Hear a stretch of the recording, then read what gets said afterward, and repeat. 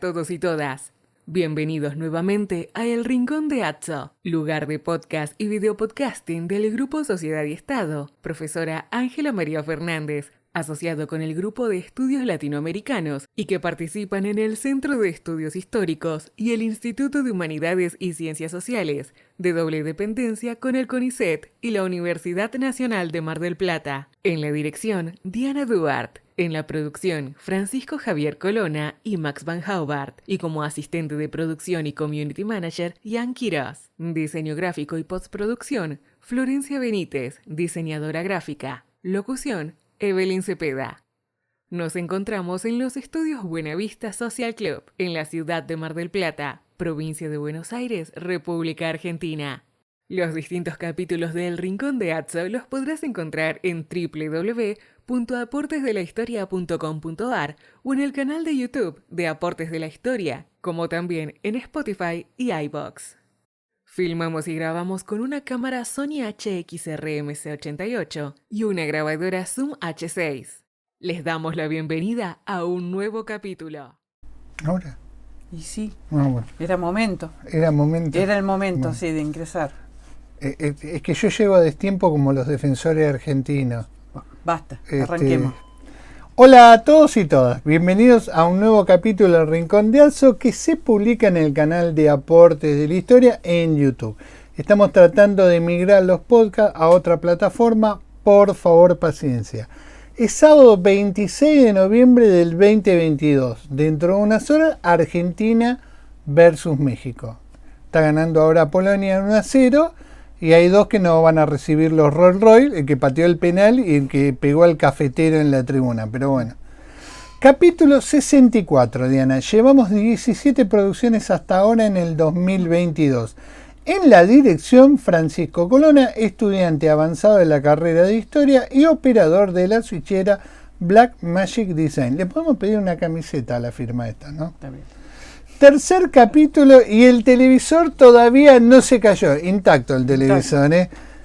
En imagen verán el último libro del Grupo Sociedad y Estado, Historia de las Independencias, desde los microtextos, los casos de Brasil, México, el Alto Perú y el Río de la Plata. Este texto está pensado para alumnos de los colegios medios de la República Argentina para la educación presencial mediadas con artefactos tecnológicos a distancia y virtual. Cuando descargas el texto vas a ver que en algunos capítulos tenés un código QR que te dirige a la aplicación Genially, donde encontrarás el texto, citas de autor, documentos y cartografía, con la posibilidad de imprimir el material. Está de más decir que competimos con las editoriales, porque entendemos que la universidad pública debe producir textos escolares y se corresponde conseguir subsidios para que se impriman en la editorial de nuestra universidad y se distribuyan a todos los colegios municipales y provinciales del distrito. Nosotros entonces competimos con las editoriales privadas que producen textos escolares. Nos acompaña, Diana, acá, Ahí. el manual escolar para los liceos navales que produjo el Ministerio de Defensa y la Universidad Nacional de la Defensa, y al cual fuimos invitados hace unos años para escribir algunas líneas. Pues es que yo quise presentar este libro en el Colegio Ilia. Se ve que nadie recibió el mail donde yo pedía la posibilidad de organizar esta presentación. Sí. Migró a otro espacio. A un otro espacio. Que la verdad es una verdadera pena porque nuestro colegio tiene más de 20 y pico de graduados oficiales de la Armada. Pero bueno, se perdió. Estoy con Diana Duarte, jefa de trabajos prácticos de la materia Historia de América General Preindependiente, Facultad de Humanidades, Departamento de Historia. Vuelvo a recordar que los capítulos 54, 55, 56, 57, 58, 59, 60, 61, 62, 63 y 64 están pensados para los alumnos que cursan la materia en este segundo cuatrimestre. Los graduados de nuestra disciplina y otras disciplinas afines y por supuesto está invitado el público en general. Dicho esto, ya va a aparecer algún perdido que nos va a preguntar si hacemos historia pública. Y realmente apareció uno que me mandó un mail porque nos quería hacer una entrevista para un trabajo que estaba haciendo sobre historia pública. Respiré profundo y le contesté. Ya publicamos en Aportes de la Historia el 4º trabajo del Genially, al que solo accedían los alumnos de la cursada. Para fin de año completamos los 10 capítulos, Diana. Quiero agradecer a Diana la oportunidad de acompañarla en estos video podcasting que semana tras semana producimos para la materia. Si bien yo estoy concursado en la materia Historia de América General Contemporánea, tengo mi corazoncito en el siglo XVIII y XIX. Y también te quiero agradecer por la mini camisetita que me hiciste a mi captura con el otro dedo. Con el otro dedo, que me hiciste la mini camisetita de Flandre. Va a ser como una especie de Barbie. Puedo tener otras intercambiables. Un Ken con distintas camisetas. Un Ken. La Argentina no, porque yo soy Yetatores, por eso. Y este 10º capítulo es el último con la participación de Diana este año. Quédense tranquilos, este año. Igualmente quedan en postproducción 2 capítulos de historias coloniales y 3 de diálogos antárticos, más la grande finale del Rincón de Atzo en modo ATP el próximo sábado. Te invitamos a que veas los capítulos de Francisco Colonna sobre la Constitución de Cádiz y el abordaje son sobre Centroamérica colonial. Ayer se publicó el episodio sobre la banda oriental del río Uruguay con Diana como protagonista. Un pedido para les muchaches para que renueven las 6.90 con que hacemos nuestros antecedentes e incluyan las producciones para el mundo digital. Está bien seguir en modo analógico en 6.90, pero es medio incómodo que tus líneas de antecedentes en este espacio vayan al 011 punto otros antecedentes que considere de importancia para la evaluación. Hasta aceptaría un título que diga 012 punto, ponele que haces historia pública o de divulgación, por ahí los evaluamos, pero ponelos acá esos antecedentes. Quiero decir una cosa, ayer hablé con los productores para ver qué texto iba a trabajar con Diana. Diana tiene 2 productores, yo no tengo ninguno. No me contestaron porque están en modo mundial. Cuando le fui a preguntar a Diana, que la tenía más cerca, también está en modo mundial, así que no sé qué textos vas a trabajar. Intuyo que vas a trabajar unos textos, pero no tengo los nombres de los textos. Así que te cedo la palabra. Bueno, muchísimas gracias. Sí, dale. No, quiere decir que Colonna vamos a estar transmitiendo online el resultado. Bueno. Buenos días, buenas tardes, buenas noches a todos y a todas. Como saludo siempre, dependiendo en qué momento abordan mirar el video podcasting. Bueno, a tu pregunta contesto y digo, hoy vamos a trabajar en este último trabajo teórico práctico, el texto de Jorge Gelman y María Inés Moraes, las reformas borbónicas y las economías rioplatenses, cambios y continuidades, y el texto de Ángelo Albe Carraras, ya hemos trabajado uno anteriormente, las reformas pombalinas y las guerras napoleónicas 1760-1820. Ambos textos se encuentran en el trabajo que coordinaron de manera conjunta Jorge Gelman, Enrique Llopis y Carlos Marichal, que se llama Iberoamérica y España antes de las independencias 1700-1820, crecimiento, reformas y crisis, que fue publicado en forma conjunta entre el Instituto Mora y el Colmex en el año 2015. Bien. Hecha la presentación de Marras, ¿no? Vamos a comenzar con el texto de Gelman y Moraes. Mientras tanto le vamos pidiendo a Pancho, por favor, la foto de Jorge Gelman y la foto, ahí está. Maestro Jorge Gelman. un gran recuerdo para él, del Grupo Sociedad y Estado.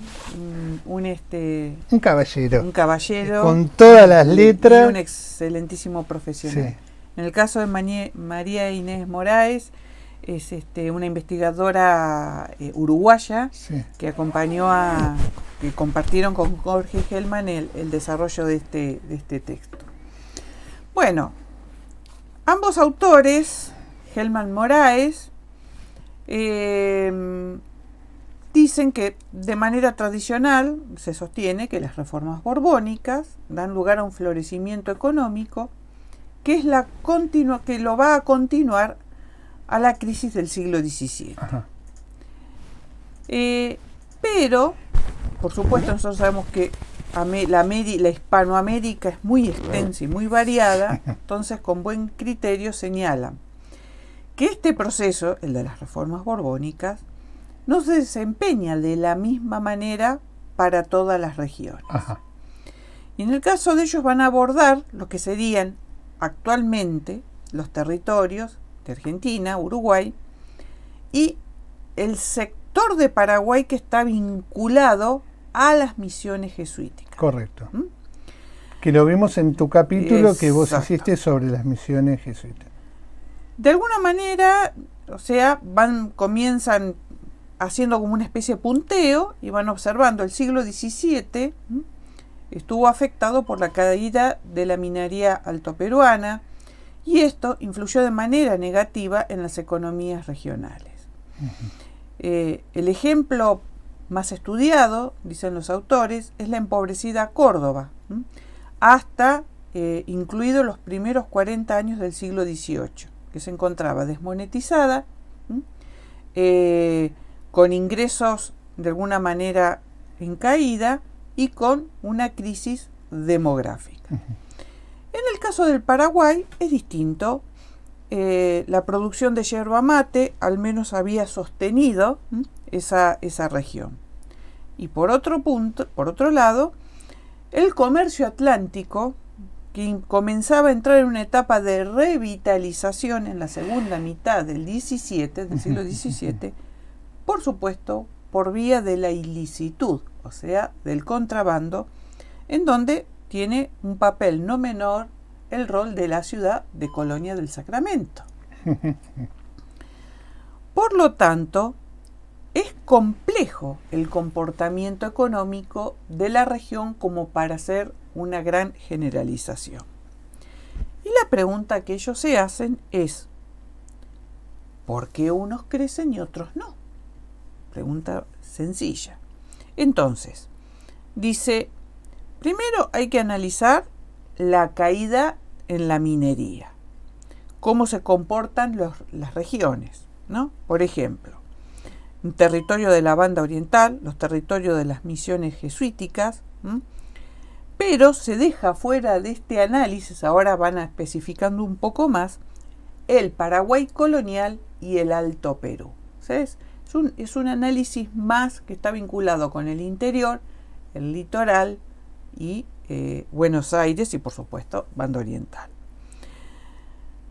¿Cuáles son los cambios que se introducen en el espacio rioplatense con las reformas borbónicas?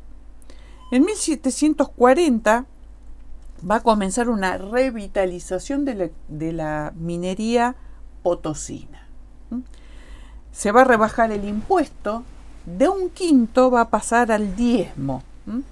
Se va a asegurar la provisión regular de pólvora y mercurio, y se va a reforzar el trabajo mitayo. Con lo cual la minería potosina va a disfrutar de un ascenso, de un renacer, hasta los inicios del siglo XIX. Con esta situación, lo que se va a observar es una revitalización de las zonas que proveen distintas materias e insumos a la zona minera. Además, hay un elemento que no es menor. Esa revitalización está marcada por lo que era el repartimiento de mercancía, practicada por los corregidores. Esto es en el plano interno, todo esto que hemos señalado. Ahora, si vamos al plano externo de la reforma, vamos a tener en 1778 la sanción del Reglamento de Libre Comercio. Correcto. 2 años antes, la creación del Virreinato del Río de la Plata. Sí. Pero también vamos a tener luego la Real Orden de Libre Internación. ¿Qué significa? Que Buenos Aires y sus élites comerciales, de comerciantes, van a tener el control del comercio hacia el espacio interior. Por supuesto, las reformas traen una mayor presión tributaria, una administración y un control más eficiente a la hora de poder cobrar los impuestos. Y esto se vio en ese incremento, a pesar de que los autores se preguntan, ¿la mayor recaudación fiscal es producto del aumento de la actividad económica o de la efectividad de esa mayor presión fiscal? Sí. Tema que se viene tratando recurrentemente. Luego tenemos un elemento no menor que es la expulsión de los jesuitas en 1767. Sí. Desde la perspectiva económica, tenemos que decir que la orden eran los mayores, como orden, eran los mayores propietarios de tierras y productos agrarios, o sea, volcaban al mercado una producción importante. Eran propietarios de haciendas, chacras y estancias en casi todas las regiones. Administraban las misiones jesuíticas que reunían a millares de indígenas que se dedicaban a una producción que se insertaba en los mercados coloniales, como por ejemplo yerba mate, lienzos de algodón y stock ganadero. ¿Qué va a suceder con la expulsión? Va a venir la creación de lo que se denominó las temporalidades o la Junta de las Temporalidades, sí, que va a ser esa administración de los bienes jesuitas que van a quedar en territorio americano, pero que en realidad van a finiquitar o van a terminar con el tiempo en manos de propietarios particulares. Por el otro lado, tenemos otro elemento externo que es el rol de Inglaterra y su revolución industrial, el comercio atlántico, materias primas y la producción de alimentos se van a intercambiar por textiles importados. El Río de la Plata, a cambio de estos textiles importados, por supuesto, va a entregar productos pecuarios. Y ahí te voy a pedir, por favor, Carlos, sí, si podés leer el texto de... Sí. Ese cambio de vestuario te quiero aclarar. Muy bien, he visto, de Hellman y Moraes, por favor. Abro la cita de la página 36.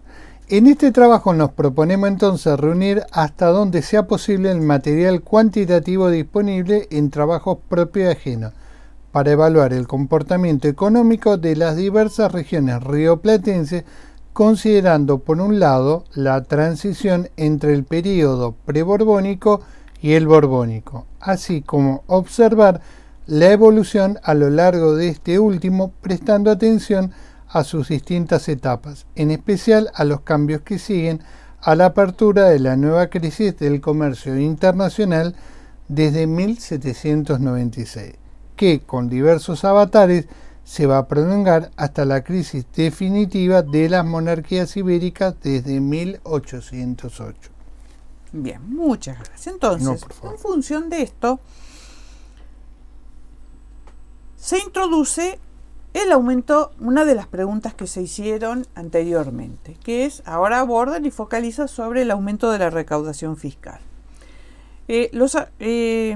Hellman y Moraes hacen referencia a las series que fueron elaboradas por John T. Pasque y Herbert Klein para Nueva España, Bajo Perú, Alto Perú, Charcas y Río de la Plata, ¿no?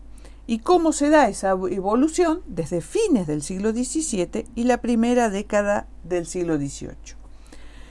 Pero se decide separar a Nueva España en la comparación por el tamaño de su recaudación. Y acá voy a recordar algo que nosotros vimos en el teórico práctico anterior. Hay que tener en cuenta, como ha analizado muy bien Marichal en la introducción de impuestos en la colonia y en la nación, en el caso de México, Nueva España llegó a representar para la corona española el 50% de sus ingresos fiscales. Y a los inicios, en el linde entre el fin del 18 y principios del 19, llegó a representar el 75%. Entonces, con buena razón los autores señalan, si se incorpora Nueva España se desvirtúa por la envergadura la serie que se generan para estos espacios que no tienen punto de comparación con el caso del norte. En Sudamérica, la recaudación es baja, principalmente siempre se lo adjudicó a la crisis del 17, y su recuperación la vamos a ver recién a mediados del siglo XVIII. En el caso del Río de la Plata, hacia 1740 se empieza a observar una recuperación que se la emparenta por la influencia de la recuperación minera más la reactivación del comercio atlántico a partir de 1780. Todo el actual territorio va a tener una recuperación positiva en general, pero con distintos niveles. O sea, como una foto de presentación hay una recuperación, pero cuando uno se va acercando es como empieza a observar esos detalles. Y ahí no todos corren, vamos a decir, la misma suerte. Hay un elemento que no es menor. La Caja Real de Buenos Aires va a sumar el situado de Potosí. Claro. Y eso le va a dar otro peso. De hecho, bueno, si uno después esto lo ata con nuestra futura historia, visto, después vamos a ver por qué los problemas que aparecieron, porque evidentemente ese situado va a tener una incomunicación con la Caja Real de Buenos Aires. Lo que sí señalan los autores, va a haber un mayor intercambio adentro del espacio, o sea, un mayor intercambio entre el interior y el litoral. Tema que, hacemos un asterisco, se encargó señeramente en su momento de observar Alperín Dongui en Revolución y Guerra, cuando secciona ese el territorio. Sí, claro. Bien. En el caso de Buenos Aires, a Buenos Aires le ingresaban efectos de castillas y esclavos, y los intercambiaba por productos de la tierra. Por ejemplo, hacia el área litoral norte, yerba mate. En el caso de Córdoba, mulas y textiles de lana hecho por campesinas. Hay un mayor envío de Buenos Aires a Cuyo, a Perú, a Chile, que va a decaer transitoriamente durante el periodo de las invasiones inglesas. Luego, ese tráfico hacia el interior obviamente se va a recuperar. ¿Qué es lo que circula del interior hacia Buenos Aires? Al revés ahora. Textiles de lana desde Córdoba, aguardiente y vinos que provienen desde Mendoza y San Juan. Ahí le voy a pedir a Pancho, está el gráfico 6, y ahí vemos con distintas intensidades, distintas tonalidades, cómo son esos tráficos y dependiendo las regiones. Y ahí vemos el volumen de estos intercambios. Del litoral a Buenos Aires circulaba yerba mate, tabaco, cueros y productos pecuarios. Todavía en una escala reducida, pero que va a tomar un envión muy interesante a partir de 1800. También llegaban textiles, pero van a decaer a partir de la expulsión de los jesuitas. Porque claro, los jesuitas internamente tenían obrajes. Con la expulsión toda esa estructura queda pierde su andamiaje y por lo tanto no van a llegar. el caso de Córdoba, va a tener una revitalización, pero ¿por qué? Se convierte en cabecera de una de las intendencias en las cuales se va a dividir el territorio. ¿En qué sentido se va a sostener? Porque esa economía, de alguna manera, va a mantener altos niveles de compra de efectos de Castilla y de esclavos. Pensemos también que como se había revitalizado la minería, su producción pecuaria vinculado al tema mular también entra en una onda, por lo menos durante un tiempo, que le permite un crecimiento. Ahora, los mercados atlánticos van a recobrar importancia. Y acá, poco recordar lo que vimos ya cuando hicimos el segundo teórico práctico de Bonnie Alian acerca de ese concepto o esa definición de atlantización. O sea, no solamente recobra el Atlántico, sino que el Pacífico también se atlantiza, ¿no? Qué lindos conceptos para trabajar en el aula. En el caso de la historiografía tradicional, dice que la vitalidad de Buenos Aires se debe a la exportación de cueros que se da entre 1760 y 1810. Ahora, la historiografía actual le quita peso al tema de los cueros y dicen que en realidad acá lo que importa es el rol que va a tener la recuperación de la minería potosina, ¿no? Que es ahí va a estar el peso.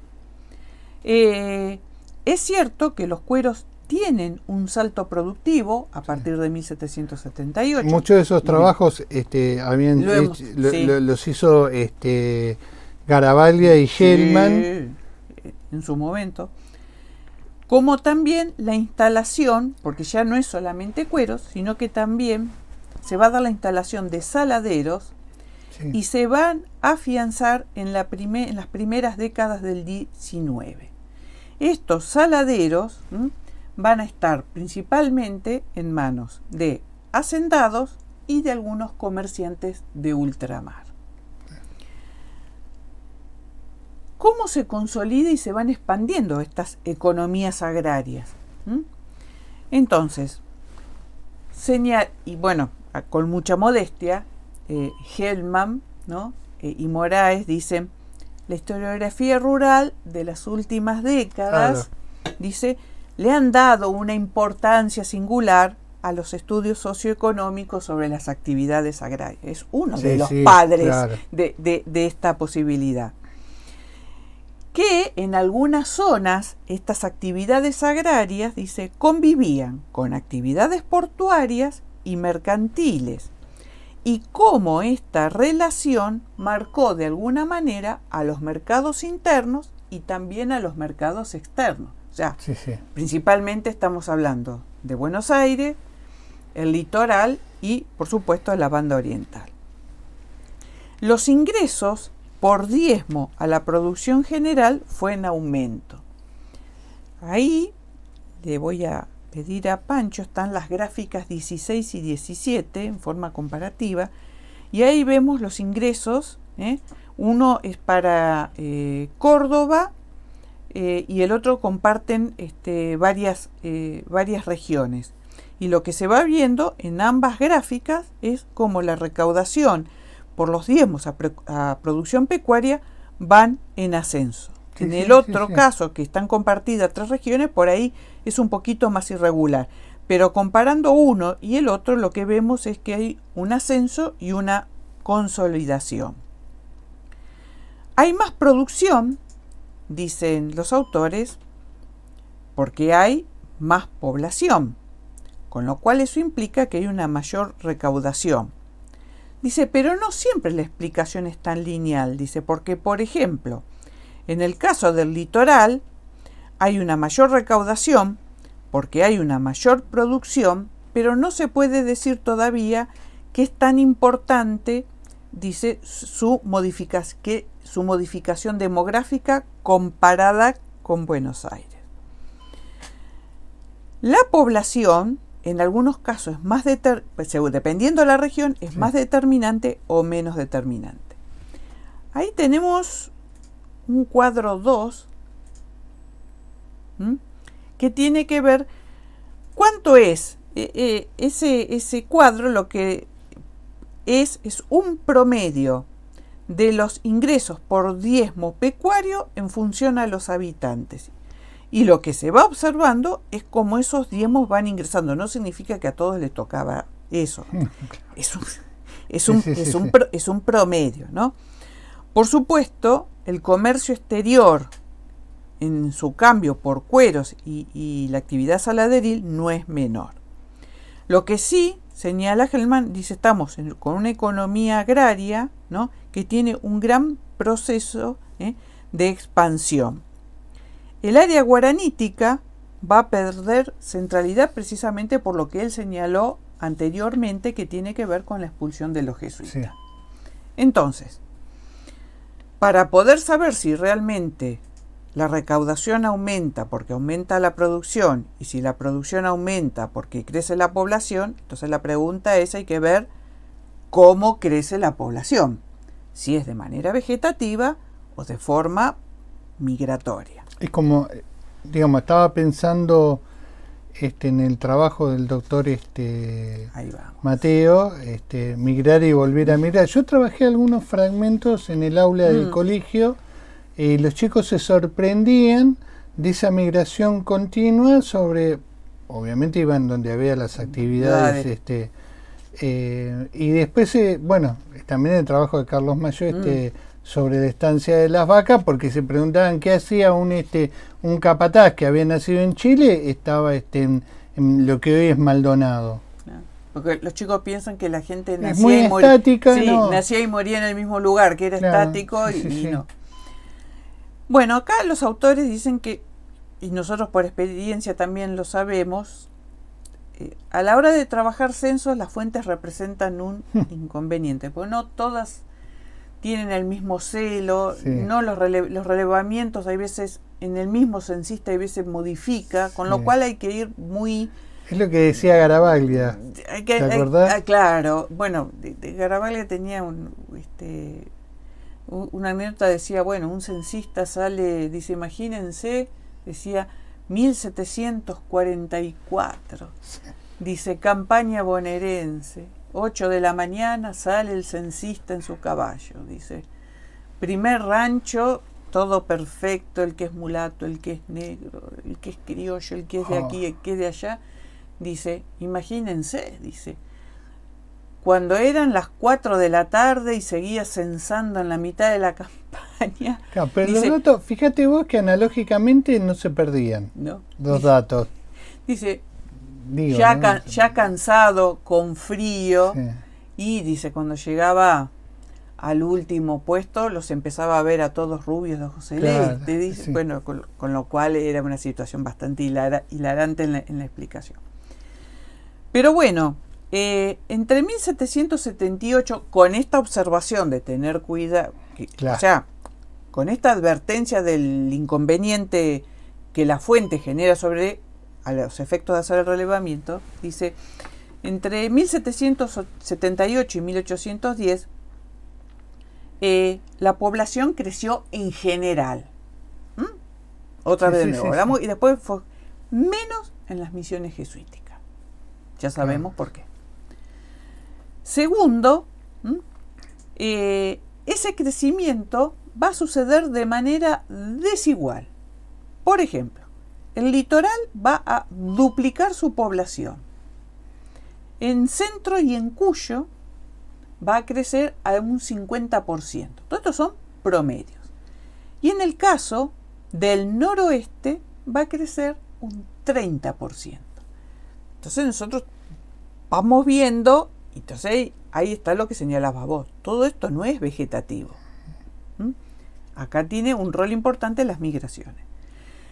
La economía regional del puerto litoral va a cambiar el centro de gravedad respecto del área minera altoperuana. Por eso vemos ese corrimiento del noroeste hacia la zona centrolitoral. Va a haber corrientes migratorias internas que se la van a denominar llenados de espacio.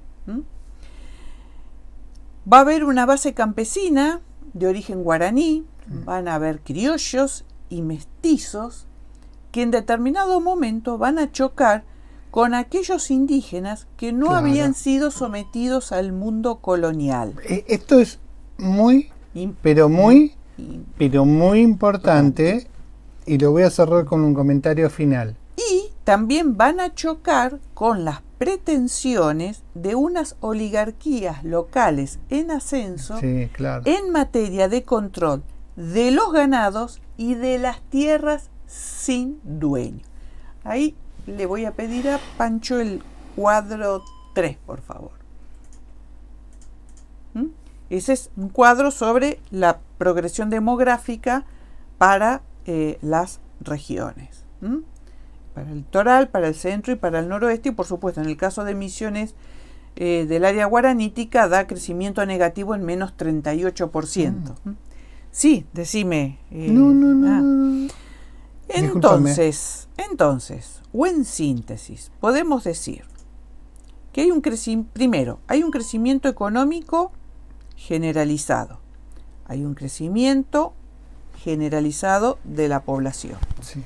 Hay un crecimiento de la recaudación de impuestos. Ahora, cuarto, las reformas borbónicas reaniman la actividad minera. Por ende, las regiones que se van a beneficiar van a ser: el litoral asciende en actividad, Cuyo crece por efecto de la producción de bebida de aguardiente y vino. Pero en lo comercial se ve perjudicada, porque acordémonos que nosotros vimos que entraban más productos por vía de Valparaíso que por la ruta terrestre Buenos Aires, Mendoza, Santiago de Chile. Por supuesto, ¿quiénes son acá las beneficiarias? Buenos Aires y Montevideo, con la apertura de sus puertos. Y quinto, un fuerte intercambio entre las regiones. Ahora, de estos 5 puntos de síntesis, Hellman y Moraes lo que señalan es que el crecimiento económico generalizado y el crecimiento poblacional empiezan antes de las reformas borbónicas, con lo cual, en ese caso, lo que se observa es más una continuidad que una ruptura. Bien, hasta acá el texto de Hellman, Jorge Hellman y María Inés Moraes. Sí. No, te bien. estoy escuchando. Seguimos. Estoy pensando en el final, yo, discúlpame. Perfecto. Bueno, ahora vamos a continuar con el texto de Ángelo Alves Carrara. Nosotros ya lo hemos trabajado en otro teórico práctico, que se llama Reformas Pombalinas y Guerras Napoleónicas en Brasil, 1760-1820. Que pensándolo bien y un poco cuando en el estudio de Hellman y Moraes, si viene a hacer una referencia al tema de invasiones inglesas, todo el tema también de esa actividad y ese despeje, ¿no?, del puerto de Buenos Aires y de Montevideo, tienen en trasfondo la cuestión internacional del inconveniente napoleónico, vamos a decirle. Lo que pasa que para el caso de la corona portuguesa es un impacto totalmente diferente desde lo político. Hay cambios que se dan a partir, en el caso de Brasil, a mediados del siglo XVIII. Y para eso, ¿qué va a observar? Los siguientes elementos: a la minería, a la fiscalidad, a las reformas pombalinas y las guerras napoleónicas. Cómo estos 4 elementos influyeron en la economía de Brasil. Además, como indica Carrara, hay que señalar una cuestión no menor. Río de Janeiro se va a convertir en el eje dinámico de la economía de Brasil y se va a constituir en la plaza mercantil fundamental a partir de la presencia de la corte portuguesa en Río de Janeiro, cosa que nosotros ya tenemos abundante material al respecto. ¿Puedo hacer una interrupción? Sí. 2-0. Dios mío. 2-0 Polonia, Arabia Saudita. Yo creo que les quitan el Rolls Royce. Discúlpeme, pero dijimos que como estamos trabajando el reglamento, Muy también bien. íbamos a informar en vivo. En vivo. Bueno, los impactos de la minería entre 1697 a 1808, especialmente cuando hablamos de Minas Gerais, del ciclo del oro, cosa que hemos analizado también acá. Los ingresos fiscales por la minería se multiplicaron en algo más de un siglo. Lo vamos a hacer así a escala, Sí, no sí, sí. con cantidades, porque si no se iba a ser muy... Dale, Diana. Los ingresos se multiplicaron por 20 en 120 años. ¿Mm? O sea que si le entraban 1000, la corona pasó a recaudar 20.000. ¿Mm?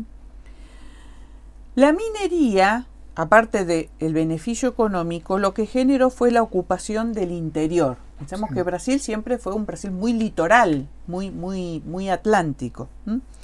Y el efecto de la minería, porque Alves Carrara adhiere al paradigma de Asadurian, dice, tuvo efecto sobre tierras que tuvieron la función de abastecer al centro minero, o sea, a Minas Gerais.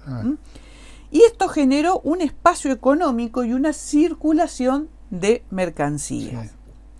Desde la perspectiva demográfica, por eso en eso se van pareciendo en la cadencia con el texto anterior, hubo una fuerte migración de portugueses. En 25 años, entre 1706 y 1732, bajo el influjo del tema de la minería, migraron 115.736 portugueses. Y a eso hay que sumarle la incorporación de esclavos.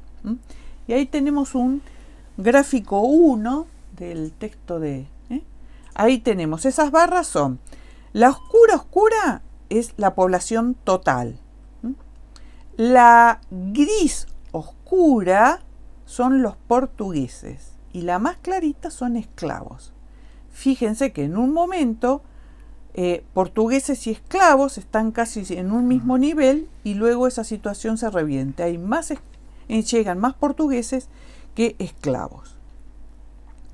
Hacia 1808 se estima, señala Alves Carrara, que hacia 1700 había un total de unos 200.000 esclavos y 80 años más tarde esa cantidad hay que multiplicarla por 5, aproximadamente. Uno se imagina la debilidad de la población en el Río de la Plata, en la banda occidental, y lo que es la región de Minas Gerais. La densidad de población que tiene. Sí. De hecho, las zonas, por ejemplo, tanto para el tema, y acá nos corremos un minutito, aquellas zonas, por ejemplo, donde había ingenios azucareros un siglo antes, o en el caso después de la minería, los lugares donde había mucha concentración de población africana, de esclavos africanos, llegaban a representar el 70% del total de toda la población, sumado mestizos, portugueses criollos, etc. Y así las rebeliones y las revueltas que hay, Claro. Hacia 1808 la población esclava va a comenzar a disminuir, pero va a empezar a aumentar la población campesina. Exactamente. Ya vamos a tener un elemento de libertos muy importante que se van a vincular a esa producción. La extracción de oro se concentraba en muy pocos empresarios. En 1710, el casi 48% de la producción lo manejaban 5 empresarios. Y en 1712, casi el 50% de la producción de oro lo manejaban 3 empresarios. Entonces, la presencia del oro, ¿no?, va a generar otra cuestión, que es el amonedamiento y la dinámica que van a adquirir los mercados y las articulaciones económicas regionales. O sea, hacemos una remake en vez de Potosí interior nuestro, Minas Gerais, Río de Janeiro. Sí, claro. Y San Pablo. Y San Pablo. Esas están compitiendo por el abasto de Minas Gerais. Fíjate que Minas Gerais es equidista en distancia de San Pablo y de Río de Janeiro, de ambos.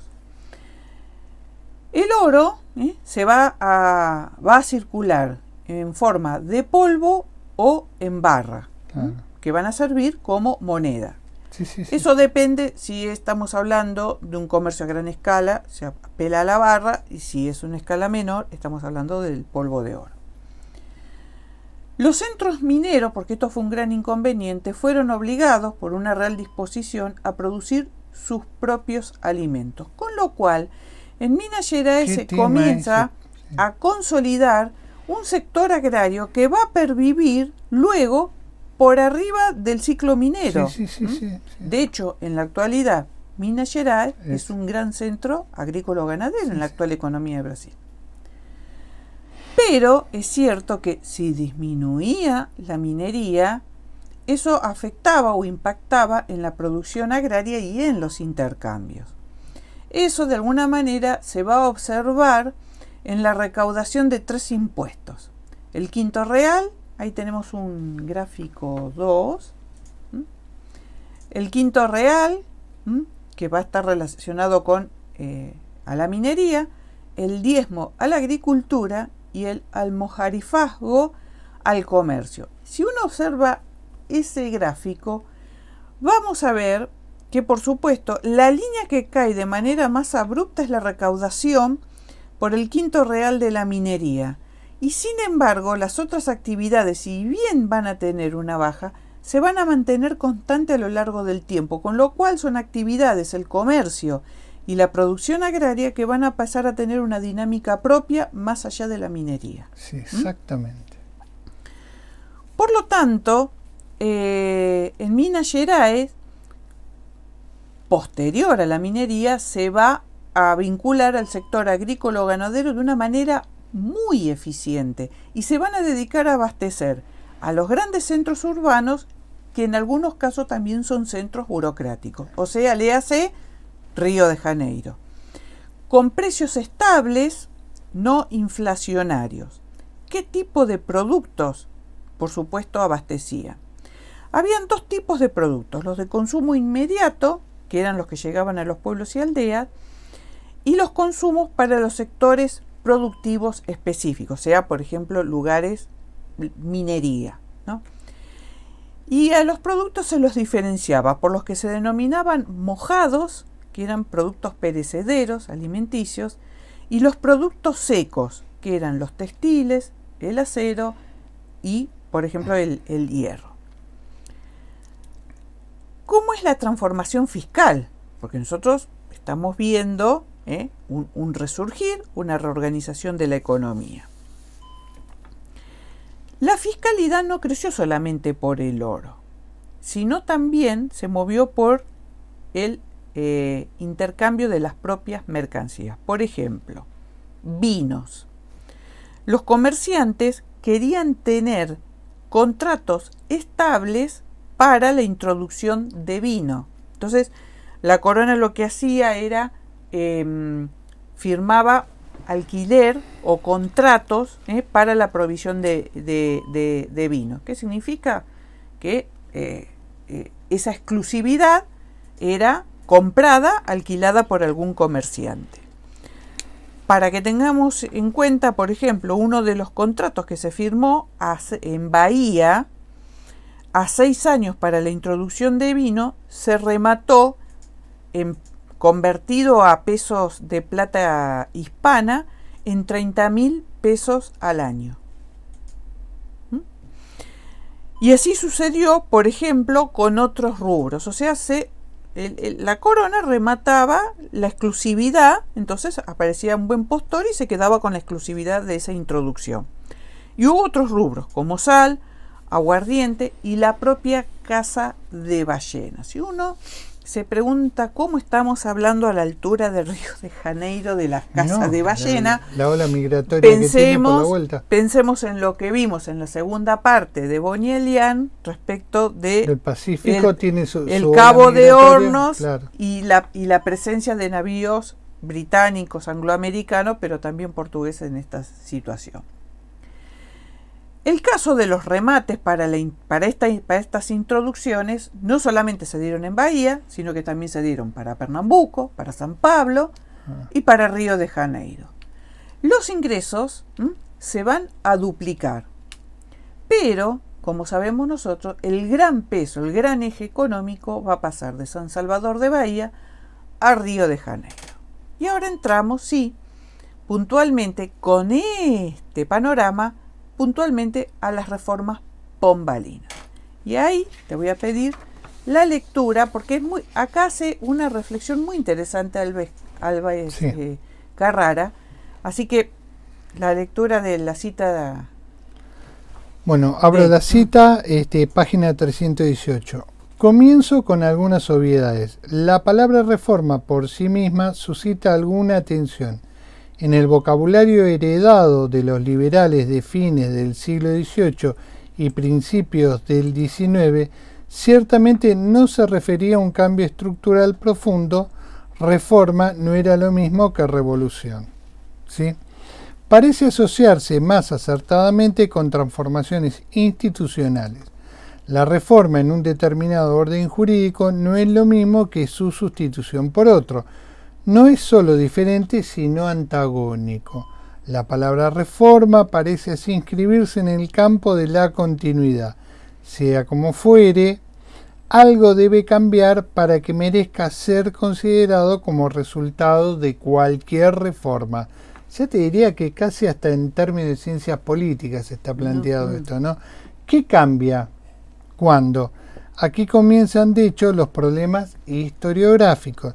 Los principales autores parecen situarse en dos posiciones distintas, que clasifican el período pombalino como una completa ruptura con el pasado y los que tratan de matizar los impactos de la política pombalina. Bien.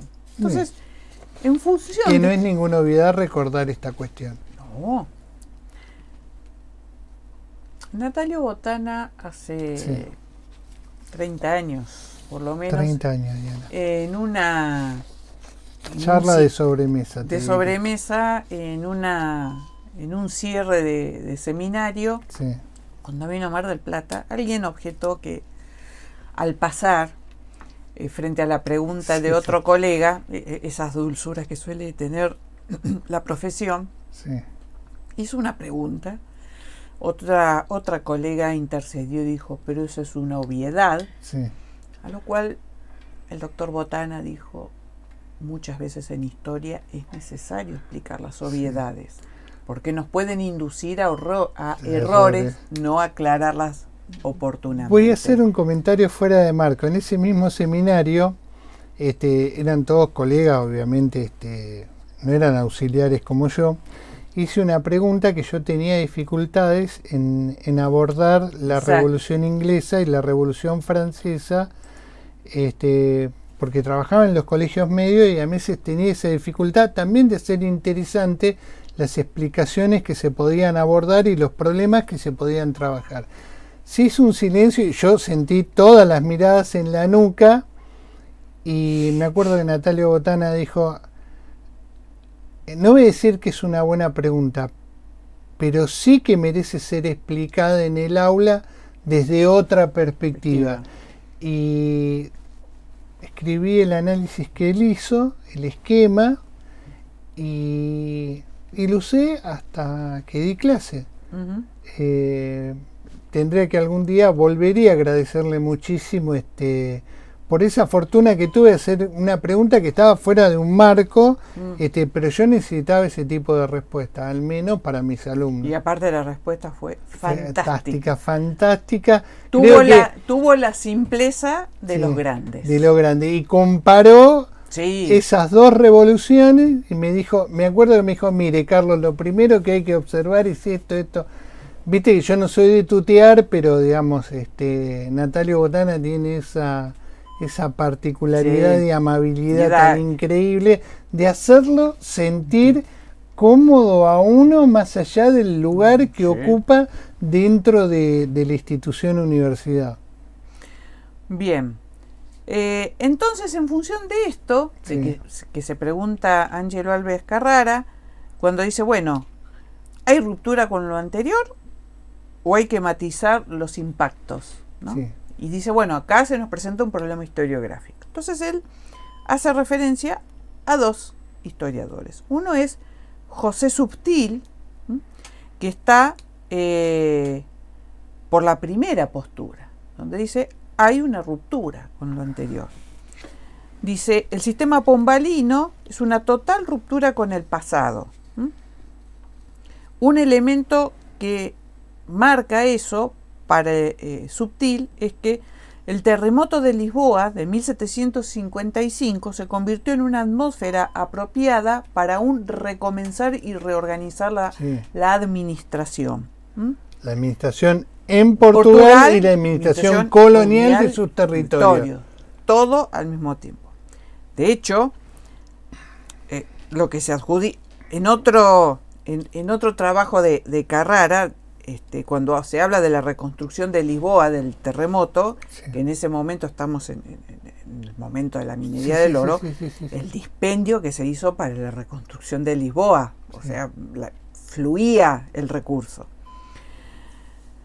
Tercer cuestión, Pombal se constituye en el catalizador de transformación, apoyado principalmente por el grupo de los desembargadores. ¿Quiénes son los desembargadores? Los jueces en el mundo, en el mundo portugués. O sea que él, hay toda una explicación por qué se llama desembargo, que es, en realidad el embargo es fijar situación de algo, no embargar en el sentido que tenemos nosotros, que es te embargo porque me debes algo. No, embargar es hacer un acote y decir dónde está el lugar fijo. O sea, lo que hace referencia es un juez indica dónde se supone que está lo justo. Eso es por un lado. Por el otro, historiográficamente, hay otra lectura que es la de Nuno Goncalves Monteiro. Y dice, no, acá no hay ruptura, sino que lo que hay acá es una continuidad. Y dice, primero y principal, los reformadores eran los reyes, no los funcionarios. Pombal fue una excepción a la regla. Punto 1. La centralidad que adquirieron los secretarios de Estado por sobre las instituciones menores, en especial los consejeros. O sea, hay un reordenamiento interno en la Corte y dice, bueno, los secretarios de Estado son los que van a ir marcando los tiempos de cambios o reformas o continuidad de lo que fuere, pero no van a estar esos consejeros palaciegos susurrando. No, cambia la lógica. Dice Monteiro, las ideas de Pombal no eran novedosas. ¿Por qué? Tenía concepciones mercantilistas y fortalecimiento del poder real que estaban extraídas de las prácticas de las razones del Estado, que eran textos que pertenecían al siglo XVII. Pombal, aparte, no tiene un plan de inicio. En realidad comienza a hacer algunos delineamientos en 1750, ¿no? Y recién en 1756, como secretario, se hace cargo del gobierno, o sea, como un ministro poderoso. En el caso de la economía, hubo una modificación en el cambio, se cambió, por ejemplo, el cobro del quinto real, que va a pasar luego a ser un diezmo, y la propuesta en realidad no fue de Pombal, sino que fue de don Diego de Mendoza, un funcionario que tenía muchísima experiencia en el tema de minería. Otras medidas fueron pensadas antes de la eliminación de las capitanías donatarias. Y ahí, por ejemplo, va a haber otra modificación importante que va a ser la creación del erario regio. Y eso no fue una idea en realidad de Pombal, sino que fue de otro funcionario que fue Joaquín Romero de Magalhães, ¿no? Que era un gran conocedor y orientador y un gran fiscalista de la corona. Los cambios se van a empezar a consolidar a partir de 1770. Y a finales de 1780, entre la creación del erario regio y la eliminación de las capitanías donatarias, que se van a convertir en lo que van a ser las capitanías generales. El oro y los diamantes, por supuesto, que impactaron en su momento y en la decisión, pero también hay que tener en cuenta las amenazas externas, como por ejemplo las invasiones francesas de 1710 y 1711, por un lado, o las internas, como fueron las guerras de Emboabas, las que nosotros vimos las rebeliones, claro, por el tema de que iba llegando gente ajena a Minas Gerais que quería participar de la euforia aurífera, por decirlo de una manera, y recordemos que las guerras de Emboabas fueron entre 1708 a 1709. Sí. Luego también hubo importantes revueltas antifiscales en 1720 en Villarrica, que va a ser después Ouro Preto, y en 1736 en la zona del Sertao. Claro, nosotros teníamos un práctico de historia americana contemporánea sobre ese tipo de rebeliones. Teo, lo que nos faltaba era esta lectura. Bien, en 1755 se van a constituir se van a constituir las juntas de comercio. Se va a crear la Casa de Inspección para el Tabaco y el Azúcar, que van a tener sede en Bahía, en Río de Janeiro, en Pernambuco y el Maranhão. Sí. O sea, hay elementos de control, pero evidentemente toda esta lógica parece ser un tanto, o las ideas parecen ser no propias de Pombal. Pombal articula y comienza a aplicar. Sí.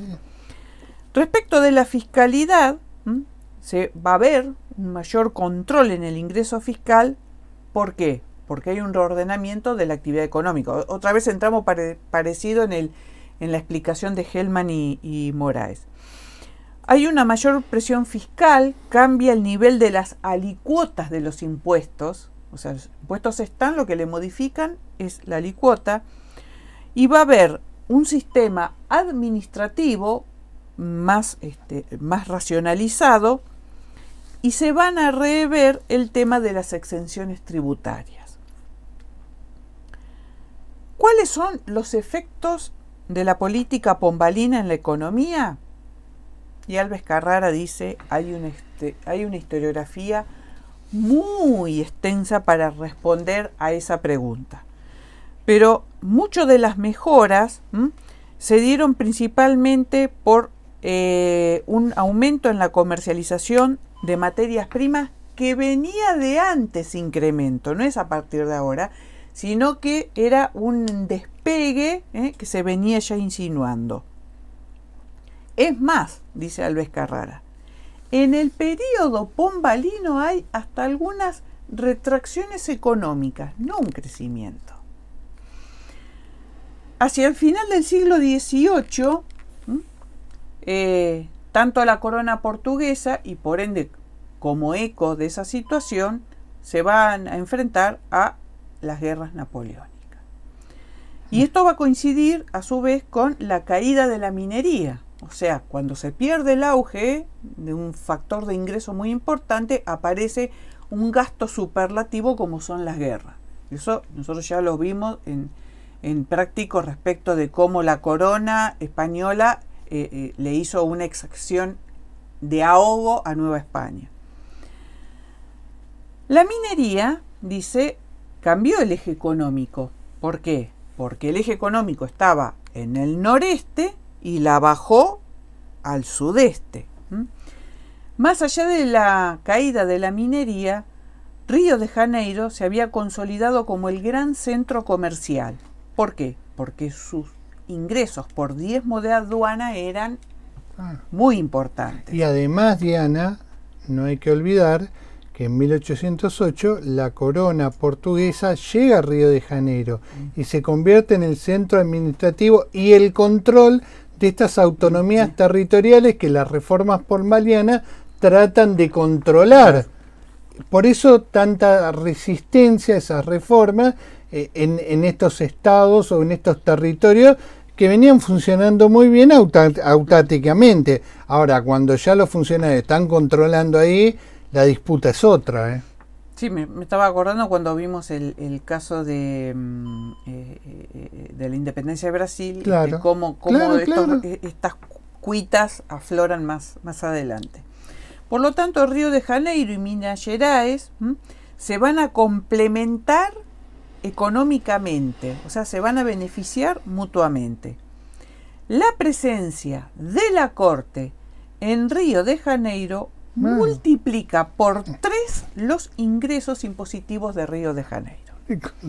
Eran funcionarios portugueses que estaban en Brasil ahora, eran muy eficientes. No eran funcionarios portugueses que estaban o funcionarios brasileños que estaban en el territorio. Ahora era un doble control. Estamos acá. Entonces, ¿cómo funcionaron los ingresos y los egresos de Río de Janeiro entre 1808 y 1820? ¿Qué se va a hacer? Se van a dividir las contabilidades. Se va a llevar una contabilidad para el imperio y otra contabilidad para Brasil y otros territorios de ultramar. Ahora, los gastos de la corte los va a sostener Brasil. Brasil, claro. Entonces, en 1808, mantener la corte representaba el 20% del presupuesto del Brasil. Sí. Ahí, después nosotros sabemos. Es una administración muy grande. Sí. Estamos hablando de 20.000 personas, Claro. 20.000 administradores, Claro, sí, burócratas. pero la plata no la restaban de la columna No, imperio, la por restaban de la supuesto que columna no, colonia. Por supuesto que no. Bien, las guerras napoleónicas de alguna manera no representaron pérdidas No. significativas en los rendimientos de la aduana de Río de Janeiro, sino que más bien en el peor de los casos fue un estancamiento Claro. que va a desaparecer inmediatamente en 1805. Claro, pero además la plata quedaba ahí, porque imagínate que no iba a Portugal. Mm. Quedaba en ese circuito de Río de Janeiro. Ahora, fíjate una cosa. Es lo que se quejaban los portugueses. Nos dejaron solos y ahora... ¿Y ahora? Bueno, ¿qué dice Alves Carrara? Después de las guerras napoleónicas, Claro. los ingresos aduaneros de Brasil eran superiores a los del imperio. Claro. ¿Bajo qué rubros eran los principales ingresos? Bien, la renta de tabaco representaba un 20% de los ingresos. Aduanas y casas de recaudación, 50%. Y la décima predial, el 10%. Me dirás qué es la décima predial. Es el diezmo de la propiedad inmobiliaria. Sería el impuesto inmobiliario actual. Sí. Que es cómo se calculaba. Era, ese 10% se calculaba sobre la renta líquida de un inmueble urbano si hubiera estado alquilado o por estar ocupado por sus propios dueños. Punto. ¿Cuál era el principal egreso? El ejército. Es un ejército profesional, claro. Con muchísimos oficiales portugueses y tropa regular portuguesa. Para 1820 Es el terror del Río de la Plata. va a haber, por supuesto, un distanciamiento entre las finanzas del reino y las del Brasil. Ya estamos en las puertas, ya sabemos de qué. La crisis financiera de Portugal por las guerras hizo que tuviera que tomar prestado de los ingresos del Brasil, parecido a lo que la corona española hizo respecto de los ingresos de Nueva España. Bueno, esta es la propuesta así apretada y sucinta, y ver de alguna manera, al llevar el hilo de ambos trabajos, excelente. qué es lo que sucede de uno y otro lado. Y como siempre le digo, tratar de insertarlo dentro de la lógica de la globalización. Yo, para finalizar, tengo muchas cosas. Voy a tratar de ser muy ordenado y muy sintético. En primer lugar, quiero agradecerle a Francisco que ha estado siempre. con nosotros. ¿Seguimos 2-0? Terminó. Terminó 2-0, muy bien. Así que le quiero agradecer a Francisco, a Florencia Benítez, por todas las carátulas que acompañan historias coloniales, historias de las independencias, y el rincón de Atzo. Dentro de las muchas cuestiones, para mí, ¿sabés cuál es la más importante? Que estamos incorporando al territorio de la banda oriental del río Uruguay. Y lo estamos incorporando desde ese río Uruguay hasta el Atlántico, que es un espacio que lo poseen dos administraciones, la española y la portuguesa, y que están compitiendo por ese espacio y están generando muchísimos conflictos. Pero eso es un espacio muy dinámico que dentro de la historia nacional escolar de Argentina había sido sesgado. Cuando todos sabemos que desde el punto de vista, desde la administración colonial española y de la administración colonial de Portugal, estaban muy unidas, más allá de los conflictos que puede haber. Voy a decir esto, es una publicidad, pero Prometeo ha sacado dos textos que no voy a decir cuáles son. Uno es sobre esta cuestión de cómo España y Portugal tienen que negociar con los caciques que no están en las misiones jesuíticas. No voy a decir el nombre del libro ni los autores. Y la otra es la gran aparición de Montevideo, que era el puerto más importante de la boca de las dos bandas, digo, del oriental y del occidental, y que también está totalmente olvidado entre la historia escolar. Y era el puerto, realmente era el puerto donde todos querían embarcar y desembarcar la cosa. No es Buenos Aires. Sin embargo, en la batalla publicitaria escolar de historia, es la ciudad de Buenos Aires y su puerto, inoperativo, inútil, la que gana esa batalla. Y no Montevideo, es una cuestión de publicidad. Pero esto es muy importante incorporar ese espacio. Nosotros esto lo planteamos en historias coloniales, cuando hicimos la historia de la independencia de Brasil, que vimos todos los conflictos previos, pero además cuando hicimos esa historia de los ciclos económicos. Si ustedes pudieran observar los diferentes capítulos de la historia de la independencia de Brasil que hicimos y de la historia económica, en 40 minutos, porque son capítulos de 6-7 minutos, queda perfectamente explicado. Está bien, vuelvo a repetir, está pensado para la escuela media y los colegios medios, pero bueno, es un abordaje introductorio que se puede hacer. También Diana dijo algo muy importante. ¿Qué pasa con las misiones y las temporalidades? ¿Cómo se administran esos territorios? Voy a dejar en el Genially, que voy a armar para que vos el miércoles lo publiques. Voy a dejar la administración de las temporalidades en Tucumán de las estancias de los jesuitas, que Carlos Mayo trabajó muchísimo, y en aportes, si ustedes van a la parte de fuente, van a encontrar la administración, vuelvo a repetir, de las estancias que pertenecían a la orden de los jesuitas. Muchas cosas que hay que incorporarla, hay que tener una matriz mucho más amplia de la lectura del territorio del Virreinato del Río de la Plata, y mirarla también como un espacio no de disputa, sino también conectado en términos comerciales con el territorio que administra Portugal. En los manuales eso yo no lo he visto. No. Está bien que voy a hacer publicidad en esto, pero es un esfuerzo que quisimos hacer. Bueno, esto era lo que tenía que decir, más como orden de guerra, de batalla, porque tiene que haber rupturas en cuanto a la explicación de cómo se administran los territorios y cómo se comparten esas administraciones. Bueno, hemos llegado al fin, al cierre. ¿Te gusta mi busito? Sí, está precioso. Así que, como siempre les decimos, muchas gracias por acompañarnos, por seguirnos. Bueno, quedan algunas otras entregas con otro tipo de temática, pero bueno, Sí, muchísimas gracias por seguirnos, por acompañarnos.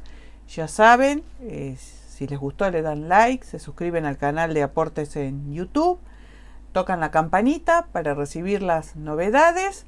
Y bueno, nos estaremos viendo en un nuevo encuentro, en otra entrega, con otras temáticas, acá en el Rincón de Atzo de Aportes de la Historia. Bueno. El agradecimiento a Pancho y Pancho. Dios dirá cómo terminará todo esto. Va a terminar bien hoy con Argentina. Bueno, terminemos ahí, no hablemos más. Bueno, un beso muy grande a todos. Gracias como siempre Hasta por pronto. acompañarnos. Un beso. Gracias. Hasta luego. Pancho.